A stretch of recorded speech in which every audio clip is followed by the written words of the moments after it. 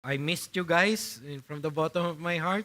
It's been quite some ups and downs pagdating sa aming kalusugan, but I thank you for your prayers and for your pagbati sa amin at pagpangangamusta. It was a blessing during those times sa amin. So, let's go to our lesson. Ang lesson na ito ay actually tinuro ko sa conference nung sinama ako ni Pastor para makapagturo sa Bohol. But this won't be the full lesson. I just took one part of it para pag-aralan natin ngayong umagang ito. Kasi pag pinag-aralan natin yung buo, we won't stop. Hindi na tayo titigil. Time will not permit us. So, ang aking lesson for this morning is, bukas ba to? Okay na ba yung PowerPoint? Okay. The historical contributions of Calvinism. We are a Reformed church. We adhere to the Reformed doctrines of Calvinism, specifically the 5 points. Pero pag pinag-usapan yung 5 points of Calvinism or Calvinism in itself, many times we tend to go through the debates or the theological na mga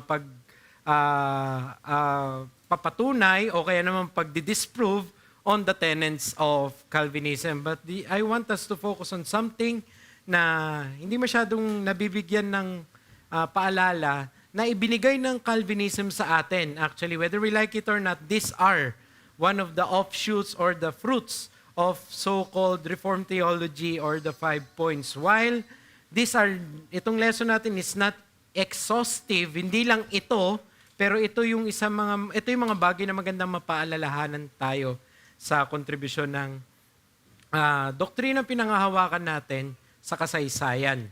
So, let's begin with preliminary consideration. The text is Titus 1:9. Ang sabi ni Paul, he must hold firm to the trustworthy word as taught, so that he may be able to give instruction in sound doctrine and also to rebuke those who contradict it. So, part of the Christian minister's duty is both to grasp sound doctrine and to correct the challenges to them. So, hindi lang dapat natin alam kung ano yung tamang katuruan na dapat natin pinanghahawakan, dapat din nating malaman kung paano natin ipagtanggol ang mga katotohanan na ito. So, ang task at hand with our text is hold firm. Ibig sabihin, merong katotohanang ibinigay, hold firm kasi you did not create it. Okay, you're just going to cling on to something that was given to you. Hold firm is antekomai, cling to the word as taught. And able to give instruction, parakaleo, to motivate. Yun ang mga task na kailangan natin. Bakit kailangan natin itong mga igawad itong mga ito? Because there is a danger in view. There are those who contradict. Antilegontas. Antilego is opposition with words. Lego is say. Anti is against. Against the sayings. Against the truth. Okay? So ito yung katotohanan din. Sa Christianidad po, it won't be easy sailing, even in teaching, because there will always be those who contradict it. So what do we do concerning the dangers in view? There is the rebuke. Now, when we say rebuke, para sa atin, parang si Babalo pinagalitan yung... Hindi ganon. Ang rebuke dito is elenco, to expose the error. Okay, ipakita mo kung saan nagkakamali, kung saan yung inconsistency. And what is the material to use according to our text? Rebuke those who contradict it using what? Instruction in sound doctrine. The antidote to error is not familiarity with error. Actually, the antidote to error is presentation of the truth. Actually, if you know of the Secret Service ng US, sila ang in charge para sa counterfeiting ng money. Yung para malaman kung peke o hindi ang pera. Alam nyo kung paano nagtitrain yung mga yon? They do not immerse themselves with error, with the fake. What those agents do is they give ample time to immerse themselves to what is true. Kung ano yung tunay na pera, yun yung alam nila at the back of their hands. Yung pasikot-sikot doon. Because knowing that, they can easily spot what is wrong or what if there is a counterfeit. The same is true with our reality sa katotohanan ng Kristyanidad. The more you grasp the truth, the easier it is for you to spot the counterfeits. So it's not na magpakabihasa ka sa mga kamalian. Hindi, stick to your truth. Stick sa sound doctrine na tinuturo sa atin. Okay, so part of our Christian faithfulness is to both uphold the truth entrusted and defend it from incoming error. So, what's the relevance? Actually, the 5 points of Calvinism, this is what we see as being attempted to be done by Christians that produced or ratified the 5 points, that nagturo nung 5 points. They are not actually manufacturing a brand new flavor of Christianity o parang bagong pakulo sa Christianidad. No, they were just stating already held truths. They were just defending already held truths. To my fellow young, restless, and reformed here, baka ang iniisip nyo, ang pagiging Calvinist ay tungkol sa pagiging magaling sa debate. No, ang pagiging Calvinist actually, in the very history of it, is pag-hold on sa katotohanan. It's not going out lambasting everybody else about what election is or kung ano yung kanilang katuruan. No, it's just holding on to the attacked truths of the day. Yun ang tunay na pagiging reform. Alam mo kung ano yung pinanghahawakan mo. So, ang aim ko sa inyo ngayong umagang ito is to show how Calvinism, specifically the 5 points, came to have an effect in history. In my original presentation of this, when I presented this, dalawa ito. How it came to be, Calvinism came to be, and how it gave an effect in history. Doon lang tayo sa pangalawa. There will be a time to explore again or review how Calvinism came to be. But for now, I just want us to ground ourselves na ang ating pinanghahawakan doktrina ay hindi po dahil nag-i-insist lang tayo sa doktrina na ito out of nowhere. This has historical precedence. Okay? Nakuha natin ito sa mga nauna sa ating mga mananampalataya. And kasi ang isa sa tingin, ewan ko kung pareho tayo ng karanasan, nung nag-reform ka, parang ang tingin, ikaw yung bago, na may bago kang pinangahawakan na katuruan. Ano ba yan? Wala naman yan dati. That's not actually historically accurate, yung ganong charge. Calvinism was actually in history before even our evangelical atmosphere. Bago pa nagkaroon ng mga Pentecostal movement, bago pa nagkaroon ng mga evangelical na other groups, actually, the grupo ngayon ng born again, sa birth certificate mo, pwede kang born again. Before pa naging gano'n, sa death certificate mo, pwede rin born again ka. Before pa may categorization ng born again na sumikat, may Calvinists na. Okay, wala pang Pilipinas, bilang bansa, may mga reform na. So it's not new. Bago lang sa Pilipinas, bago sa atin. Pero this is not actually new in comparison to what we really hold on to. This is just a restating or a defending of hold on na truths noong unang panahon. So effect in his history, bigyan ko lang siya ng maikling historical occasion. Actually, the bulk of my presentation is this in the original na presenting of this. Pero, ang misconception, contra to today's popular belief, the 5 points of Calvinism was not designed as a harbinger of church division, but is actually the product of defending long-held truths by the church that was being challenged by some groups. Okay? Ano ang tingin sa mga Calvinists nowadays? Mga gumugulo sa mga iglesia. Tama? Pag naging Calvinist ka, guguloy mo yung iglesia. Totoo naman kasi may mga ganon. Nabasa lang si John Piper minsan, si R.C. Sproul, ay akala mo, na siya, HPG na siya, at mga walang lisensya lahat ng mga, yung gusto na habulin lahat. May mga hindi kasi tama yung paghawak. Pero hindi naman yun in essence ang Calvinism. Hindi yun ang kanyang katotohanan. It's a popular belief na pag naging Calvinist ka, mandi-divide ka ng church. You know what? In history, that was not the intention of the ratifiers of the 5 points of Calvinism.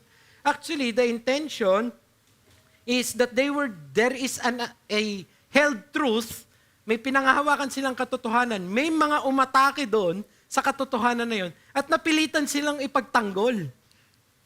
Ang mga umatake doon, ang tawag doon, the remonstrants, mga nagprotesta laban doon. Ang sagot ng established na church noon, specifically sa Netherlands at sa Europe, is the 5 points of Calvinism. Bakit 5 points? Hindi dahil si Voltes 5 no, kung ano man. 5 points, dahil 5 rin yung inatake na tenants.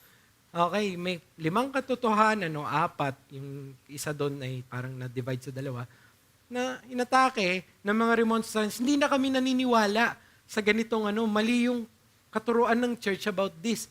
Pumalag ngayon ang church. Sabi niya, no, these are truths held even before. So, pinaliwanag nila at ang lumabas ay isang document na ang tinatawag ay the Canons of Dort. Bakit Canons of Dort? Kasi ginawa siya sa Dort, Netherlands. Okay? Kung ginawa yun sa San Simon, di Canons of San Simon yun. Okay? Dort has nothing to do with the authenticity of the document except that the council was held there. Okay? Kaya wag po kayong ma-intimidate doon. It's just a historical na addressing of saan ginawa yung canons. Represented by maraming reforms sa Europe, they formulated the Canons of Dort. Pag sinamarize mo yung Canons of Dort, kapatid, anong lalabas? There is total depravity, there is unconditional election, there is limited atonement, irresistible grace, and the perseverance of the saints. Or to be more accurate, radical depravity, unconditional election, particular redemption, effectual calling, and the preservation of God in the salvation of the saints. So, pero pag inacronym mo yon, RUPEP yon, it doesn't make sense. So sila, nasa Netherlands, maraming mga, kung sa atin yun, santan. Tulip yun maraming bulaklak. Pinilit nilang iganon ngayon. Gawin nating abbreviated into tulip. Kaya ngayon tayo nagpapaliwanag pa tayo kung bakit limited atonement, imbis na particular redemption. Kasi pinilit yung abbreviation. Pero that's just hook words for a document of truths. Okay? Pero I just want you to know that the Reform, Calvinism, is not there to divide. It's there to defend the truth. Hindi niya gusto manggulo. Gusto niya magpaliwanag ng katotohanan. Okay? So, an honest approach to history will reveal that it was actually, yung remonstrants, they were the followers of Jacob Arminius. Eventually, yung doctrines nila became known as the Arminian doctrine, okay, concerning man's free will and election of God and so on. That promulgated errors that disrupted the church, which had to be dealt with by Reformed people. Kumbaga ganito, maging light lang tayo ngayon, light. Ganito nangyari, nananahimik yung doktrina. Pinaniniwalaan naman ng lahat Ang nangyari, may mga dumating, kunwari kaming 5 nila Tolits, nanggulo kami, mga estudyante kami ni Arminius, hindi na namin pinaniniwalaan yan. Actually, ang katuruan ni Arminius, pinaniniwalaan namin. Inatake namin yung nananahimik na doktrina. So, ang ginawa ngayon ninyo bilang church, ay hindi, mali yan. Kailangan ito paniwalaan nyo. Nilagay nila ngayon, present nila, etong pinaniniwalaan natin. So, it is a reaction. Kaya lumabas ang Calvinism, hindi dahil division, para i-divide. Actually, to unite the truths of the church, to defend the truths of the church. So, wag nating isipin dahil pag naging Calvinist yan, magiging, alam mo yun, divider na yan. No, it's actually just there to revisit what is true. Ito yung katotohanan. Yun ang nangyari sa kasaysayan. And of course, marami pang story. It will be another lesson. Sabi ni Joel Beeke, if you can avail of this book, this is a good presentation of the 5 points of Calvinism in its theology and in its application in history. Among the books na meron ako, isa ito sa maganda na about Calvinism. Sabi niya, Reformed theology cannot be fully understood apart from its reaction to problems in the church.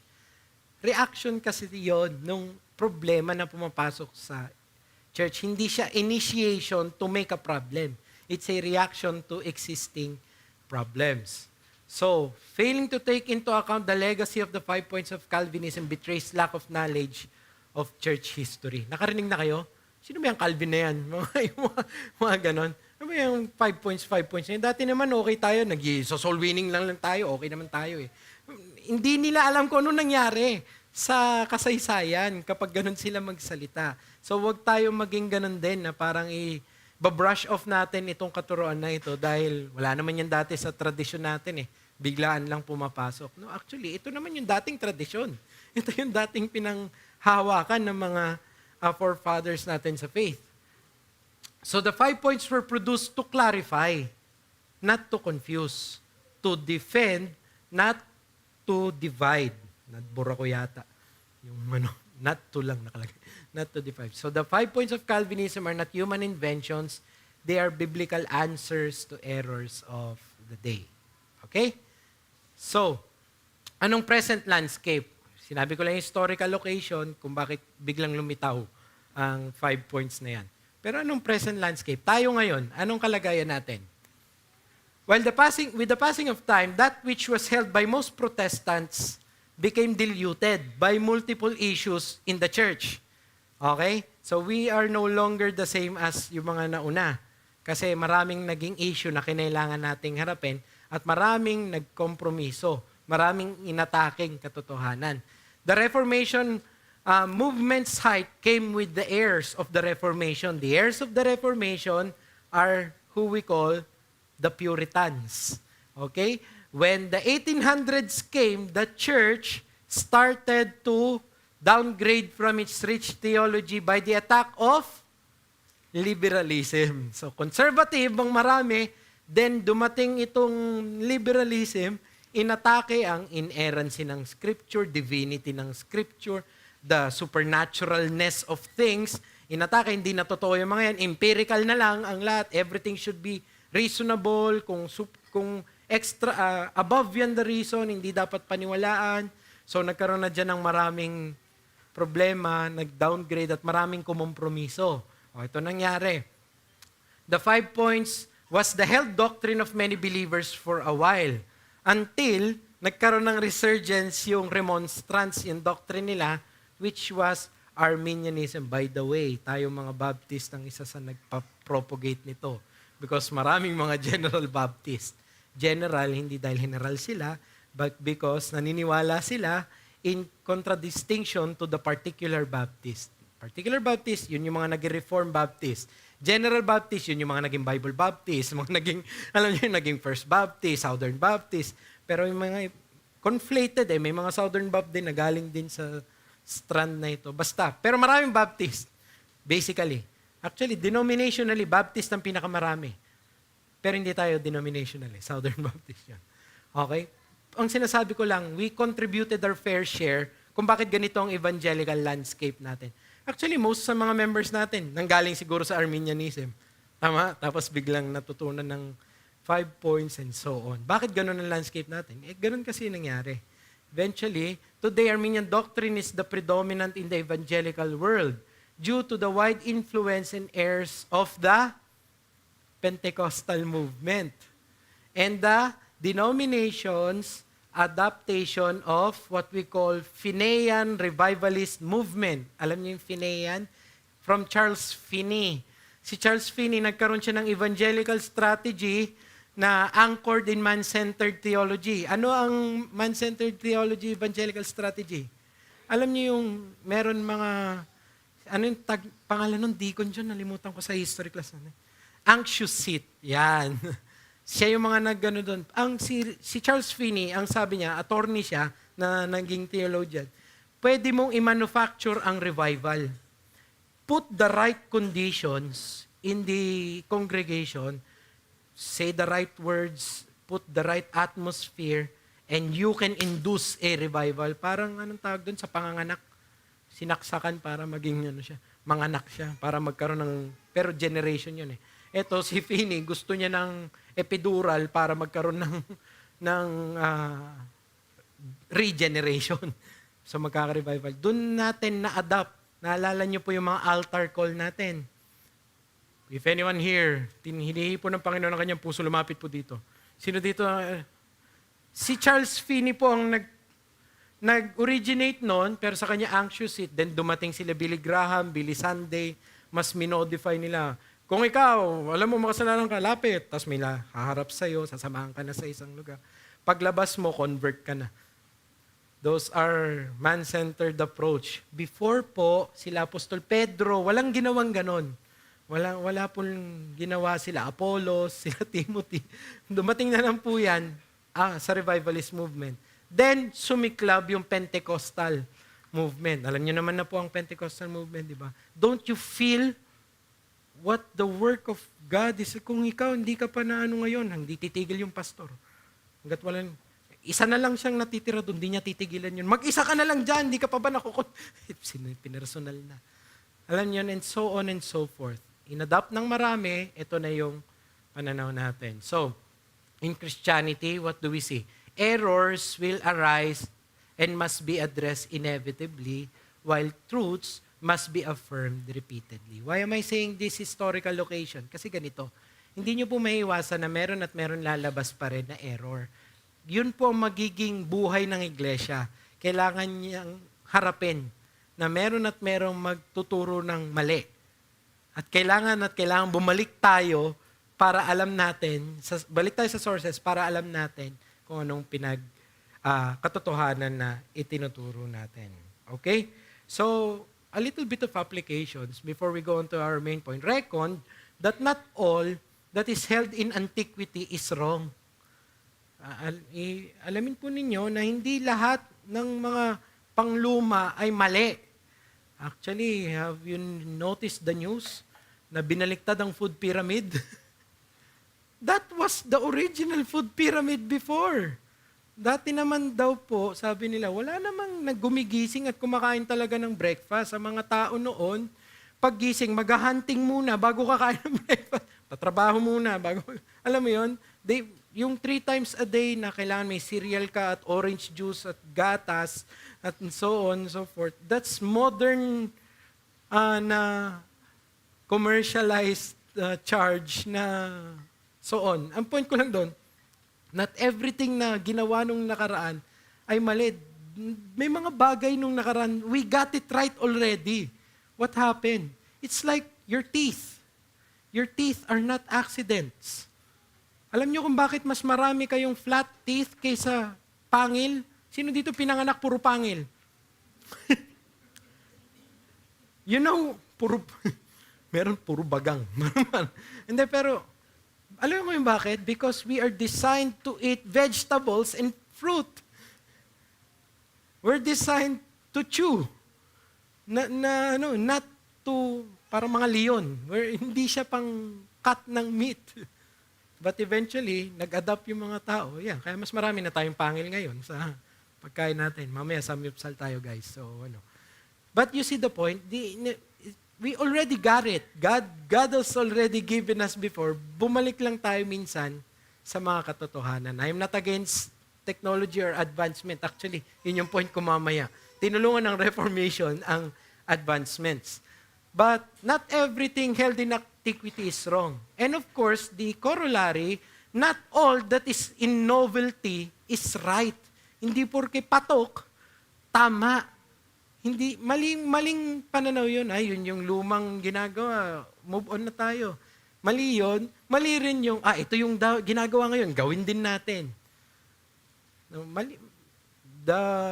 Di ba, ngayon ang evangelism ng church, ang daming nag-adapt ng downlining, may pyramiding structure sa discipleship mo. That's a novelty. Wala namang ganyan noon. Pero dati, ang evangelism is merong patotoo ang isang tao, mamumuhay siya ng tapat, makaka-influensya siya sa komunidad niya, dadalhin niya sa iglesia yon. Ganun naman noon. And that's not wrong. Okay? So, mag-ingat tayo doon. Ikalawa, because errors tend to reappear, it behooves us at least to be aware and study our rich church history. Dahil bumabalik ang pagkakamali, mag-ingat tayo na hindi tayo mag-aaral at magiging aware sa history natin. So what's the standing challenge? We must learn to not only defend our beliefs against error, but also to define what we affirm as truth. So ito mahirap sa atin. Madali tayo makadetect ng mali. Ay, mali yan. Pero, can you define what you believe? Alam nyo, bilang tatay, na-challenge ako ngayon ng isang anak na matanong. Parang you have to revisit, why do you believe there is a God? Why do you believe that the sky is blue or whatever? Parang you have to go back to the basics of things. Kasi meron at meron itatanong, parang ganun din. Dapat hindi lang natin alam kung ano yung pinaniniwalaan natin. Alam mo rin ituro o alam mo rin pang sabihin kung ano yung pinaniniwalaan natin. Alam nyo kung anong tawag doon sa Reform Church? Confession. Ang confession ay hindi lang yung katotohanan na pinanghahawakan, katotohanan na gustong ituro sa iba. Kaya ginandahan yung pagsasabi kung paano, kinaklaro. So dapat ginagawa natin yon. Twofold warning concerning engaging error. For the young, restless, and reforming, to be combative and argumentative in spirit betrays pride and gracelessness. So mag-ingat tayo doon. Titus 3:2, speak evil of no one, to avoid quarreling, to be gentle, and to show perfect courtesy toward all people. Pwede bang kayong may mga Facebook at gusto makipagdebate, memorize nga natin to. Ito lang. Tapos kung gusto nyo na mag-comment, i-recite nyo muna. Tapos tignan ninyo kung yung i-comment ninyo, hindi ma-transgress ang text na ito. Kasi napakalaking tulong, di ba? Oh, you may be saying the truth, but are you speaking evil of somebody else? You may be saying the truth, but are you avoiding quarreling? And so on and so forth. Is there perfect courtesy toward all people? Because a lot of the times, we know the truth, but we're very uncourteous in our handling of it. So mag-ingat tayo, no? Pangalawa, for those naman na ayaw ipagtanggol o natatakot ipagtanggol ang katotohanan, there are those who tend to accommodate. To shy away from addressing errors altogether betrays fearful unpreparedness. So there is gracelessness in being bold, but there is also unpreparedness in being fearful. Both are wrong handling of the truth. For God gave us a spirit not of fear, but of power and love and self-control. But in your hearts, honor Christ, the Lord as holy, always being prepared to make a defense to anyone who asks you a reason for the hope that is in you. Yet do it with gentleness and respect, having a good conscience, so that when you are slandered, those who revile your good behavior in Christ may be put to shame. So I said all of these things. To conclude all of those first points, ito lang gusto kong sabihin. Kailangan nyo pong ipagtanggol yung katotohanan na pinangahawakan ninyo, and you have to do it in a godly way. Okay?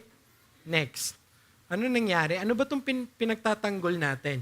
What did it do for the church and society? So from its historical occasion, what is the historical contributions of our Reformed faith?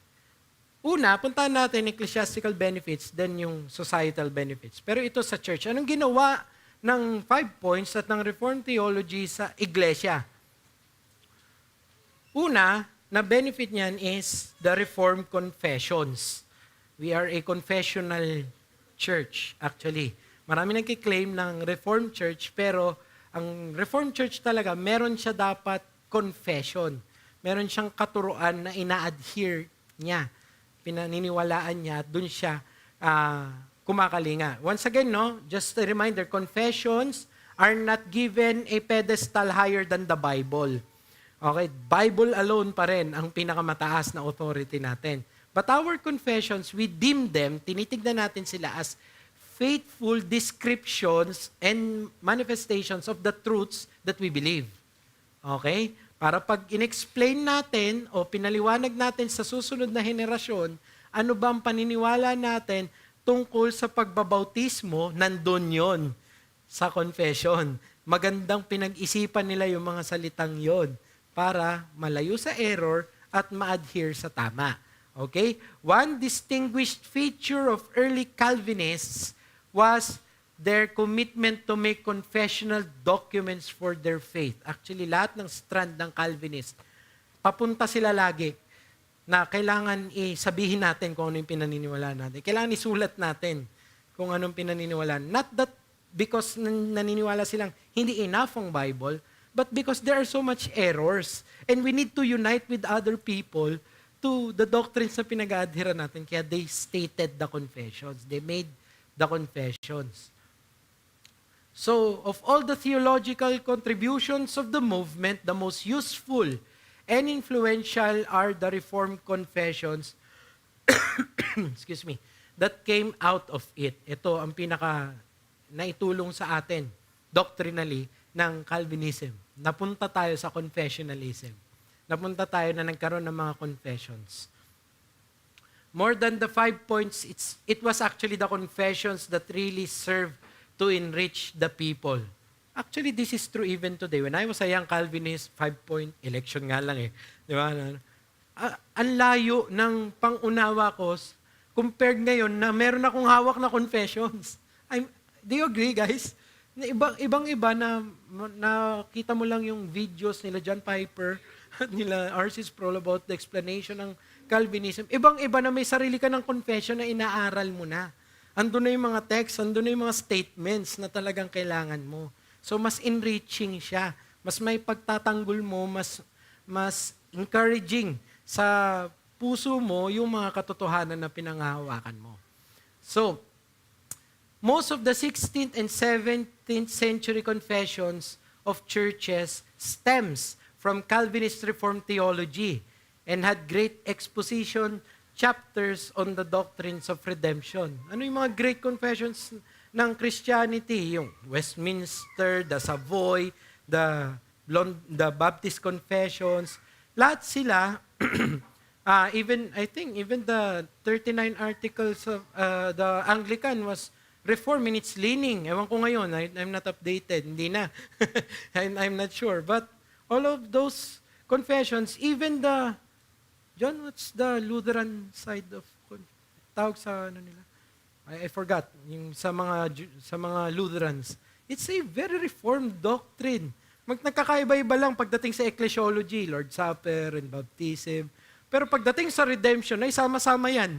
Pagdating sa scripture, sama-sama yung ano nila, kanilang katotohanan. Kaya nga, tawag nga sa Reformed Confession, parang kinopya lang sa mga Presbyterian. Totoo naman eh. Bakit nila kailangan baguhin?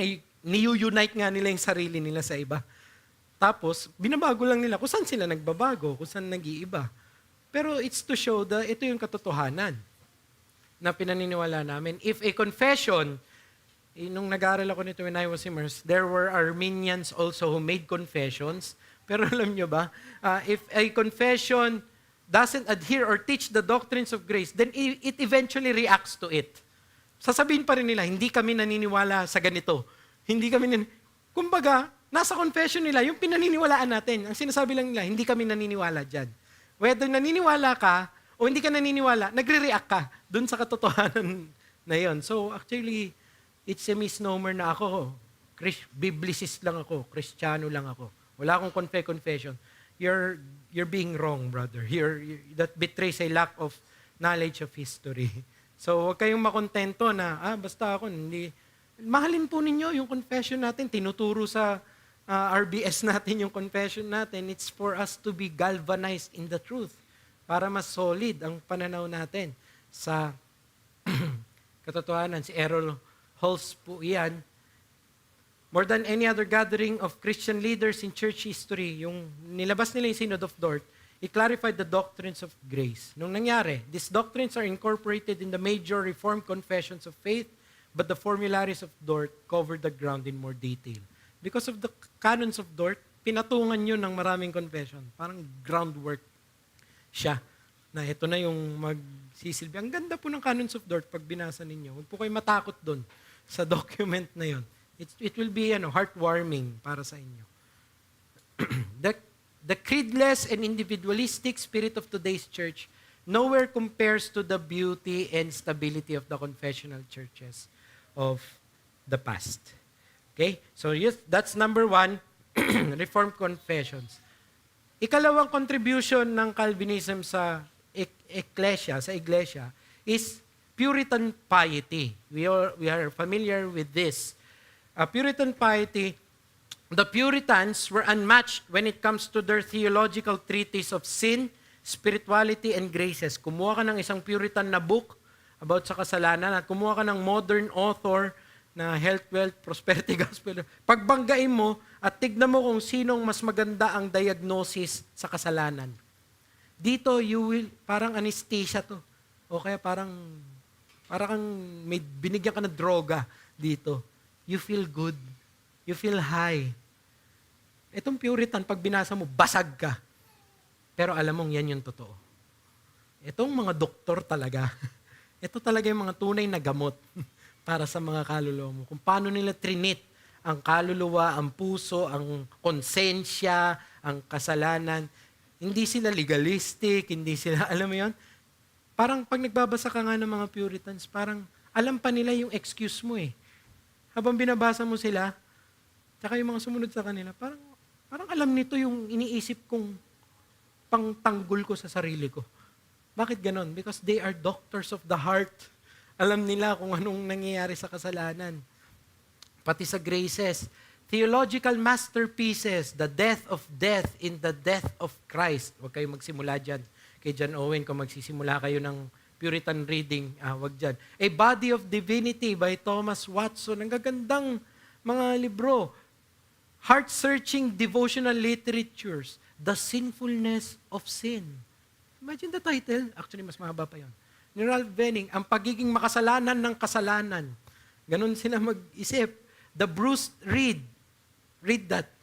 Makikita mo dyan yung si Christ na when you're down and dreary and there's nowhere else to go, remember that Christ, pag nakakita siya ng ganon, hindi niya tatapakan.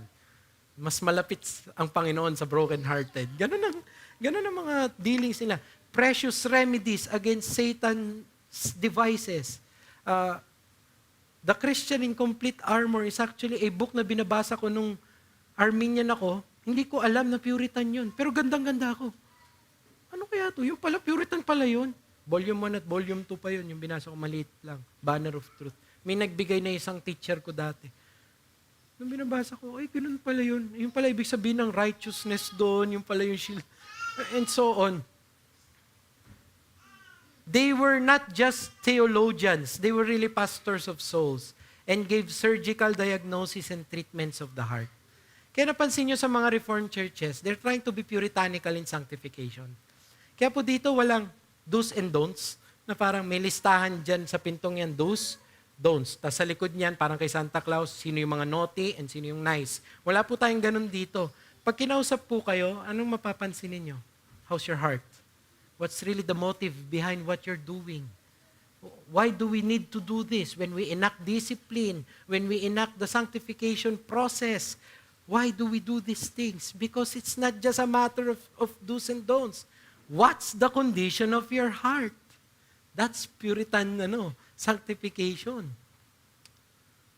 This is the warmest contribution of Calvinism to society, actually to Christianity.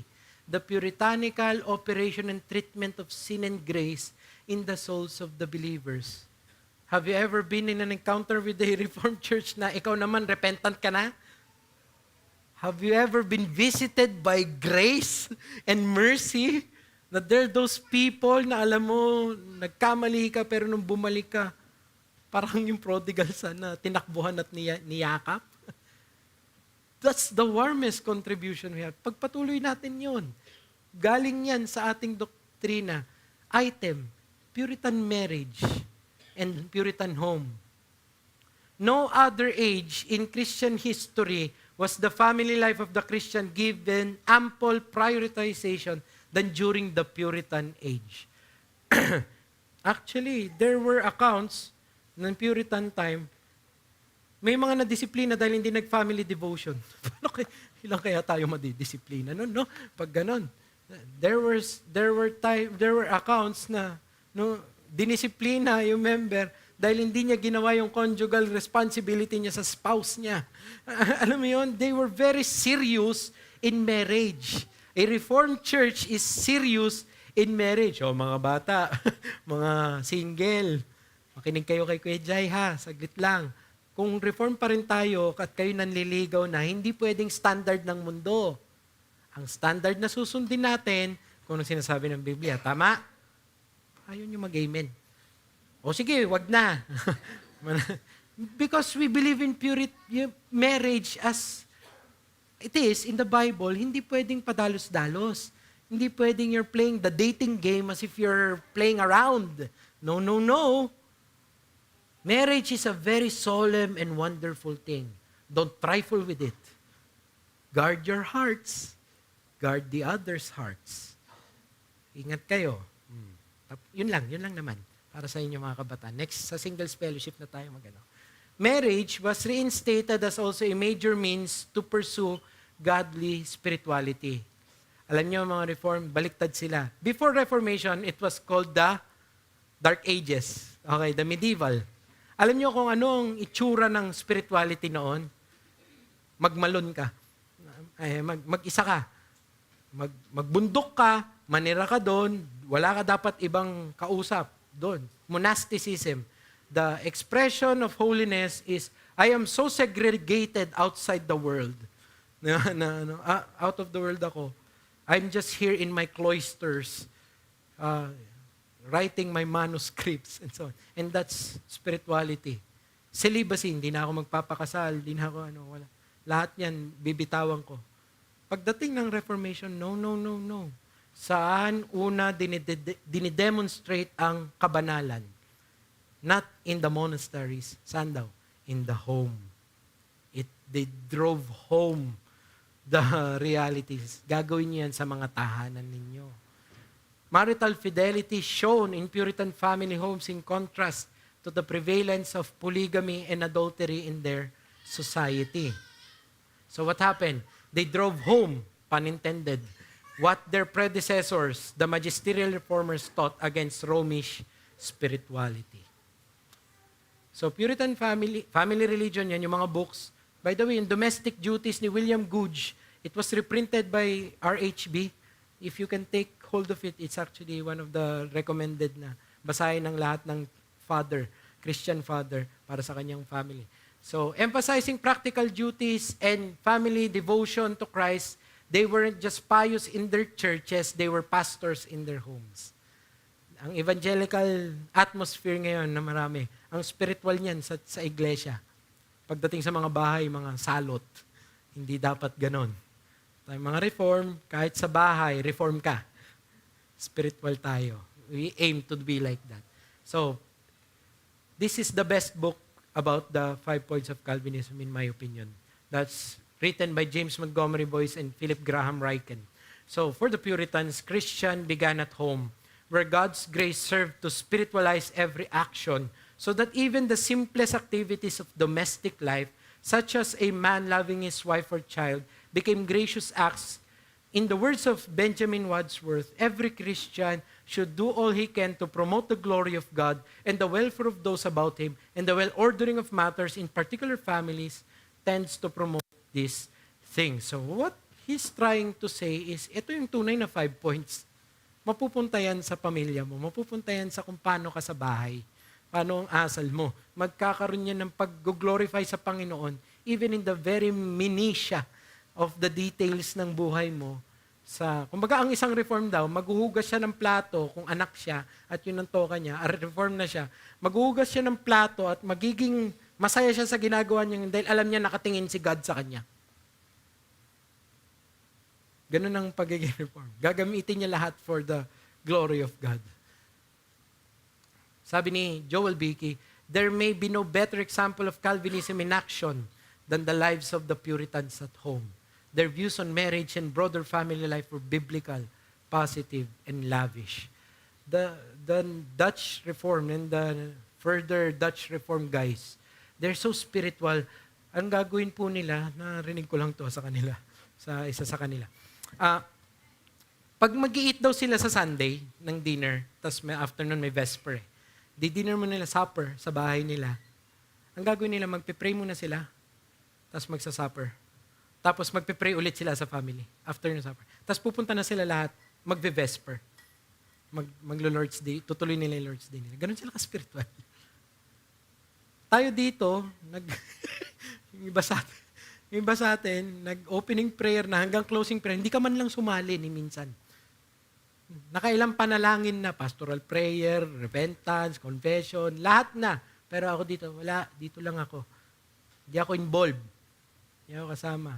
Dito nga, hindi pa tayo nagpipray. Minsan, di ba, nakakalimutan nyo pa eh. Nahuhuli kayo minsan, di ba? Nakanguya na kayo, bigla kayong pumikit. O, nakalimutan pa mag-pray bago ano. Sila, pagkatapos kumain, nagpe-pray pa sila. Ganun ang kanilang Reformation principle. Spirituality must be seen first and foremost in one's family duty and worship. So, pangatlo, gusto kong bigyan to ng emphasis. Passionate missions. Ang isa sa sad association today when it comes to Calvinism. Pag naging Calvinist ka, hindi ka na magsa-soul winning. Parang gano'n, hindi na yan mag-evangelize. Niniwala na sa election eh. Hindi po tayo gano'n. Na porque naniniwala tayong sovereign ng Diyos sa election, we won't do our part to share the gospel. Is their belief in God's sovereignty dampen their evangelistic drive. And while this has some historical precedence, kasi may mga lumabas na hyper-Calvinists. Okay, yun ang hyper-Calvinist. Calvinist sila na, hindi na namin i-offer ang gospel eh. Sovereign pa lang Diyos eh. So naniniwala sila sa election, pero hindi yung free offer of the gospel, limited. Hindi nila ibibigay basta-basta. This was not true for the majority of Reformed history. So, in actuality, it was actually those in the Reformed tradition that became more zealous for gospel proclamation. Alam niyo yung nangyari sa Great Awakening? They were led by an Arminian man and a Calvinist. Si John Wesley yung kabila, si George Whitefield, si Samuel Davis. They were missionaries at large na si Jonathan Edwards. They were all leaders of these revival movements and evangelistic movements, and they were staunch Calvinists. They used their doctrines of grace as fuel for evangelism. Kaya hindi pwede na tayo, magre-reform tayo, tapos biglang makakalimutan na lang natin kung anong evangelistic, yung Great Commission natin. Parang ganun. Let's skip si Tom Askell lang sa isang quote niya. But the Great Missionary Movement, Calvinistic Baptists such as William Carey, Adoniram Judson, and Andrew Fuller led the way even though some were challenged by the hyper-Calvinists of the day. Ang kasaysayan natin mga Reformed Baptists ay naging Reform tayo, mga Calvinist tayo, pero actually we were missionaries. Mga mahilig tayong mag-share ng gospel. Ang mga Presbyterian at yung mga iba, palalim sila. With all their support and every institution, pag ganun sila. Ang mga Baptist nun, pakalat. Kaya nahuli tayo sa scholarship. Nahuli na tayo, mga pakalat tayo, tas pa-fragment pa tayo, pahiwa-hiwalay. Sila palalim ng palalim. Kaya pag usually, ang mga scholars, mga Presbyterians, mga kapatiran natin, gagaling talaga. They have that advantage of many, ilang taon na sila'y nag-aaral at naghahasa ng doctrine. Tayo, ang sumikat tayo bilang tayo lumalabas. Dapat hindi natin makalimutan yun na ganun tayo bilang mga Baptist, mga Reformed Baptist. Okay. It is sometimes thought that the 5 points of Calvinism tend to dull one's passion for sharing the gospel. The truth is exactly the opposite. Namely, that the doctrines of grace establish the most solid foundation and provide the most enduring motivation for the most effective proclamation of the gospel. So, true understanding of Calvinism doesn't lead one to ignore evangelism. On the other hand, it energizes and ignites it. Bilisan ko lang po ito. The societal impact of Calvinism.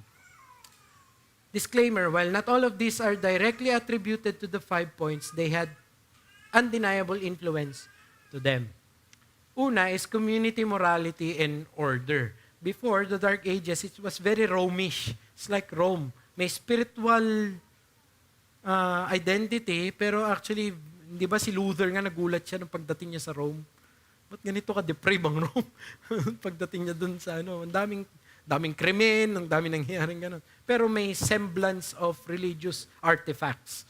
Parang gano'n. When the Reformation came, what really happened was na-infuse talaga sa society yung spirituality ng mga homes.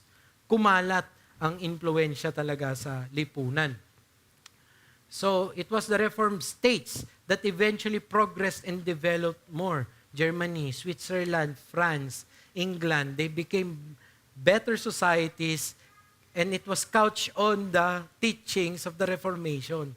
Nagsimula ang mga sa Scotland, gumanda ang mga society nila.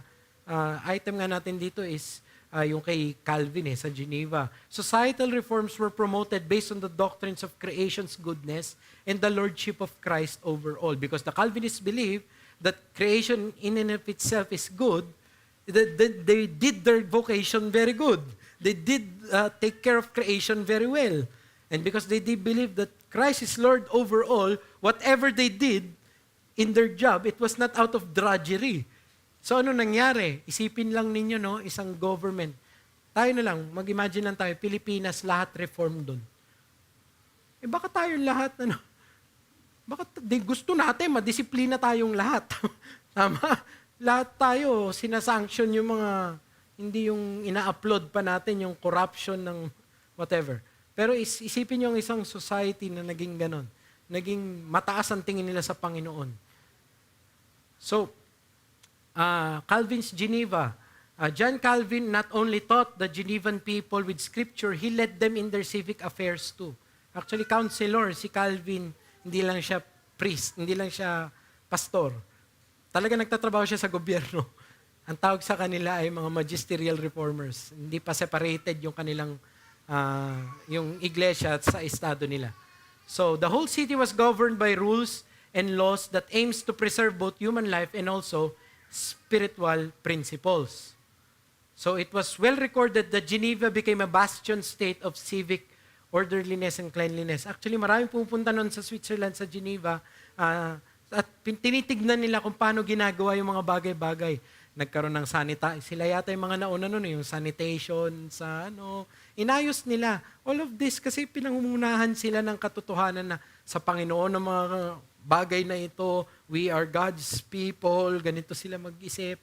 So, nawala ang disorderliness sa kanila. So the point, the whole city really lived up to its adopted motto, post tenebras lux, after darkness, light. And it became a bastion of Reformation principles applied to society. Ganon din yung kay John Knox sa Scotland. I refer to you sa isang Sunday school ng ating kapatid na nagturo nito. He spent more time in this. But student of Calvin in Geneva, he replicated what he saw in Switzerland kay Calvin and applied it in Edinburgh. Sabi ng teacher namin, it's not Edinburgh, it's Edinburgh. I don't know. Knox did a lot for the reformation of the church in Scotland, and eventually the majority of the country followed suit.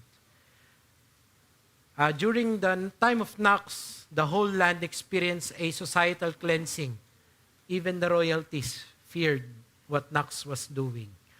Even yung mga kanilang mga presidente natatakot sa nangyayari kay John Knox. Ganon din ang England at New England. England had its fair shares of reformation that was truly felt in society. If you read their history kay Oliver Cromwell, it was a godly time. The Puritan pilgrims from England came to America, brought obedience to God's laws that served as the backbone for the nation's morality. So actually, America was founded by, hindi nila maitatanggi, dapat. It was founded by, hindi naman mananampalataya lahat yon, pero may morality silang pinaghahanguan nung pinagpatungan nila nung kanilang mga documentations at ng kanilang order.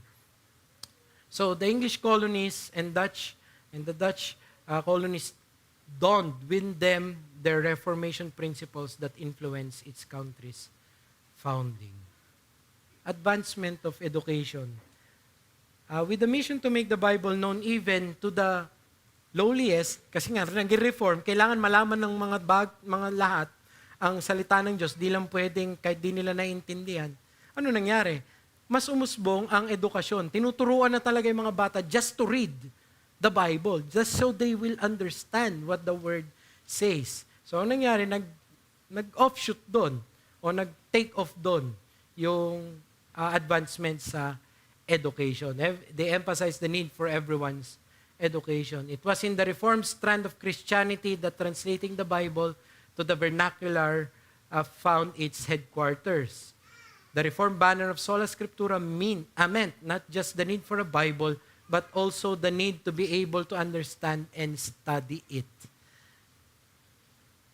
The Puritans insisted on having themselves educated, both in basic and even in high levels of learning. Actually, yun daw ang history ng naging mga unang school eh.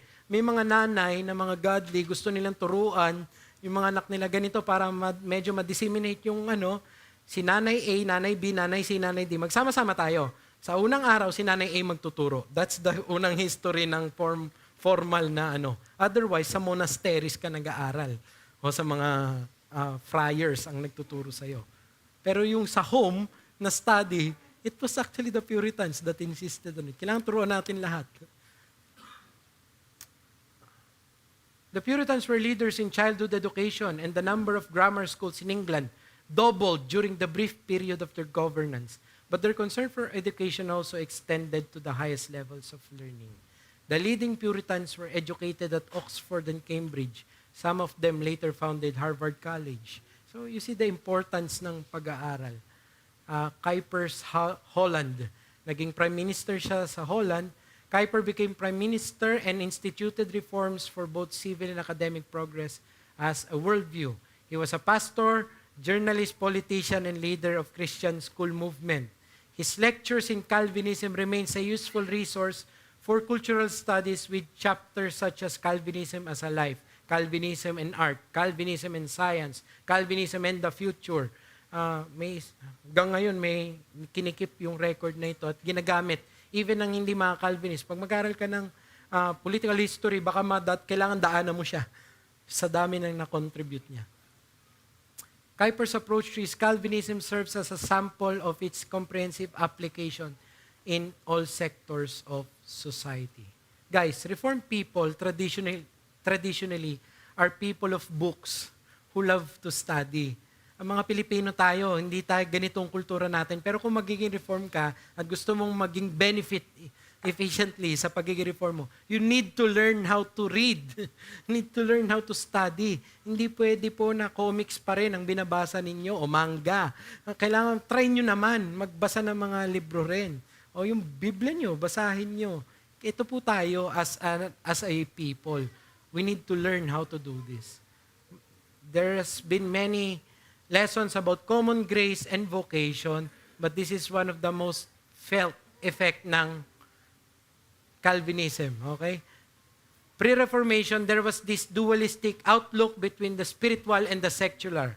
Pagdating sa Reform, natanggal yon.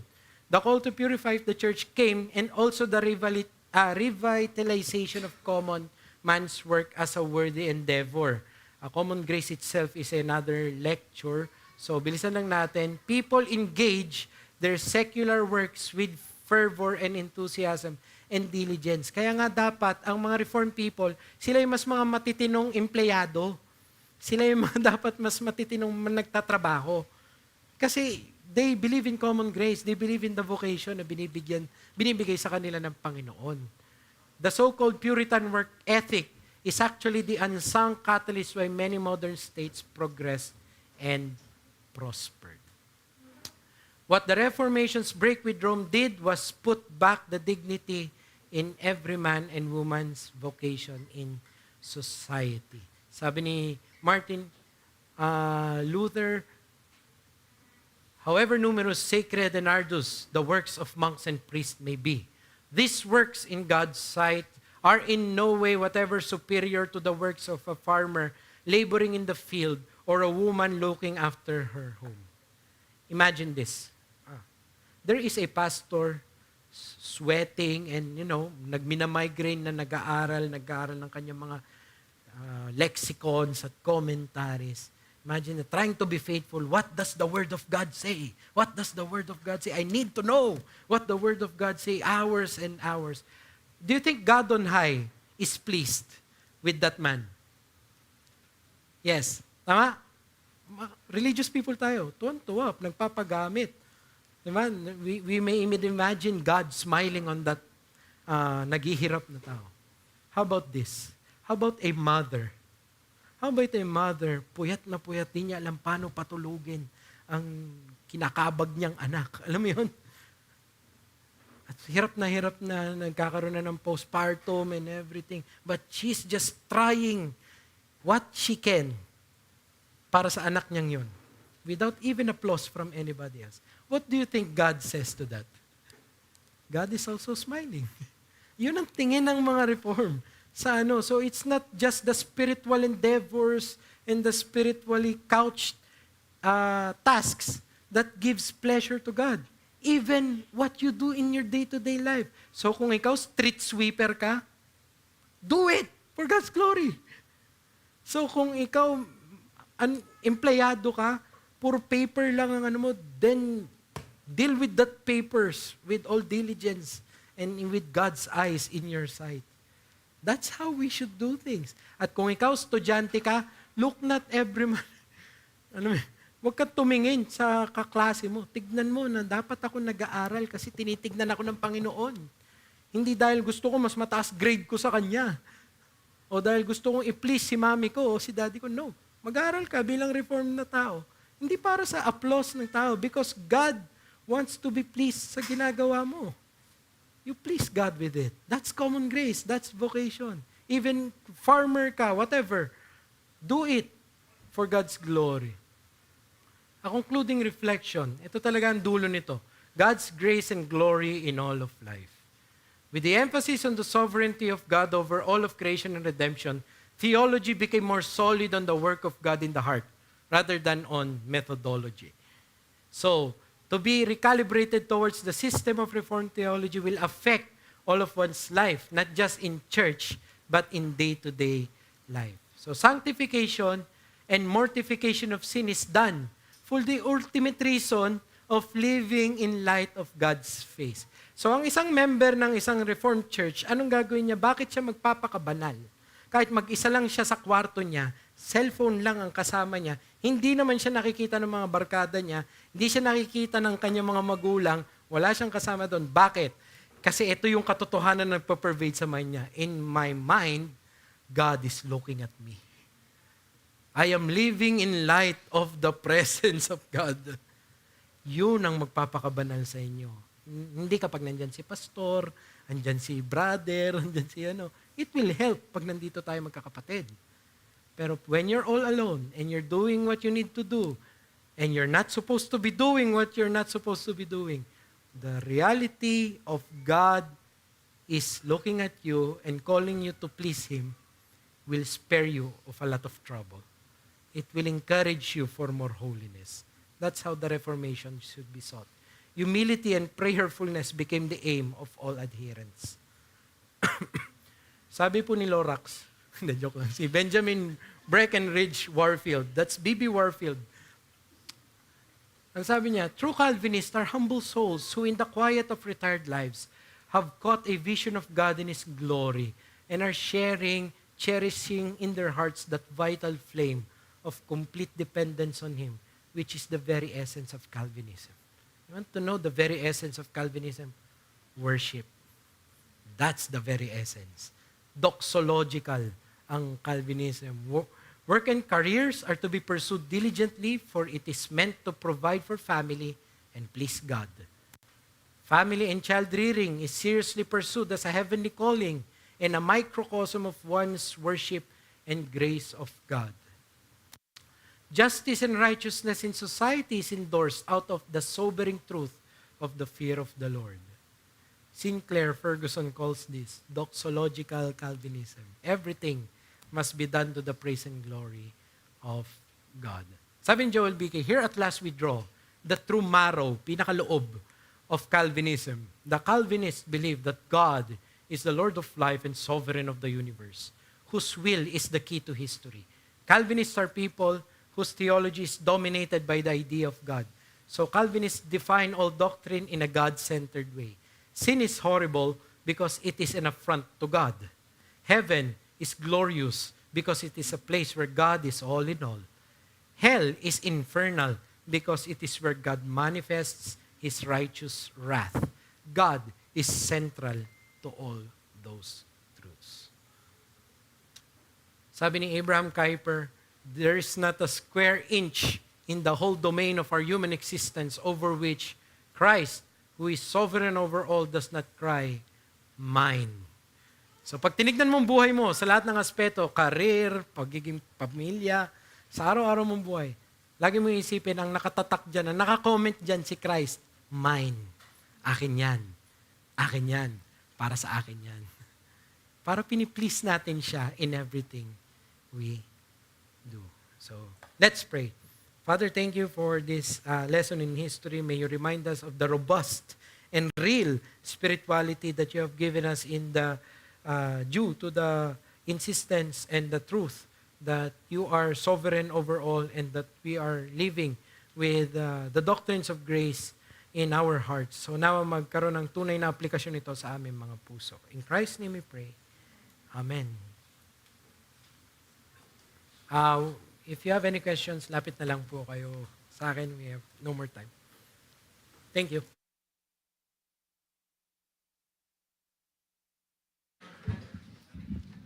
Salamat, Jai, doon sa lesson.